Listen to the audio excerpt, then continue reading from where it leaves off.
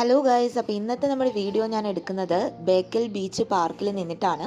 അപ്പോൾ നമ്മുടെ ബേക്കൽ കോട്ടയത്തിൽ നിന്നും ഏകദേശം ഒരു കിലോമീറ്റർ അകലെയായിട്ടാണ് ഈ ഒരു പാർക്ക് സ്ഥിതി ചെയ്യുന്നത്. വളരെ മനോഹരമായിട്ടുള്ള ഒരു പാർക്കാണ് കേട്ടോ. നമ്മൾക്ക് ഫാമിലി ആയിട്ടും കുട്ടികളൊക്കെ ആയിട്ട് വന്ന് എൻജോയ് ചെയ്തിട്ട് പോകാൻ പറ്റിയ ഒരു സ്ഥലം തന്നെയാണ്. ബീച്ചിൻ്റെ വ്യൂ ഒക്കെ കണ്ട് ഇവിടെ കുറേ ആക്ടിവിറ്റീസൊക്കെ ലഭ്യമാണ്. അതുപോലെ തന്നെ ഫുഡിൻ്റെ സ്റ്റോളുകളും ഇവിടെ ഉണ്ട്. അപ്പോൾ അതെല്ലാം നമുക്ക് എൻജോയ് ചെയ്തിട്ട് നമുക്ക് സന്തോഷത്തോടെ വീട്ടിലേക്ക് മടങ്ങാവുന്നതാണ്. അപ്പോൾ അതിന് പറ്റിയൊരു ബെസ്റ്റ് ഓപ്ഷൻ തന്നെയാണ് ഈ ഒരു ബീച്ച്.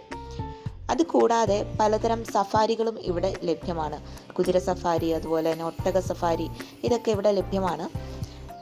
ഞാൻ ഏകദേശം ഒരു സന്ധ്യയോട് കൂടിയിട്ടാണ് പാർക്കിൽ വരുന്നത്. ഇവിടെ പാർക്കിംഗ് സൗകര്യങ്ങളുണ്ട്, വാഹനങ്ങൾ പാർക്ക് ചെയ്യാൻ വേണ്ടിയിട്ട്. അതുകൂടാതെ നമുക്കിവിടെ എൻട്രി ഫീസോ അങ്ങനെ കാര്യങ്ങളൊന്നും ഇല്ല. പിന്നെ നമ്മൾ കയറി വരുമ്പോൾ തന്നെ ഇതിനുള്ളിൽ ചെറിയൊരു ആനിമൽ പാർക്ക് കണ്ടിരുന്നു, പക്ഷേ എനിക്കതിൽ കയറാൻ പറ്റിയില്ല. അത് കഴിഞ്ഞിട്ട് നമ്മൾ കടന്നു വരുമ്പോൾ നമുക്ക് ബീച്ചിൻ്റെ വ്യൂ കാണാൻ സാധിക്കും.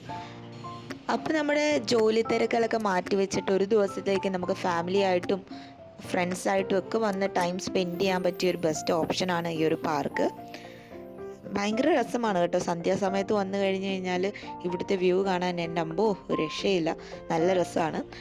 ഇവിടുത്തെ ആക്ടിവിറ്റീസൊക്കെ കുറേ റൈഡുകളും കാര്യങ്ങളും ഒക്കെ ഉണ്ട്.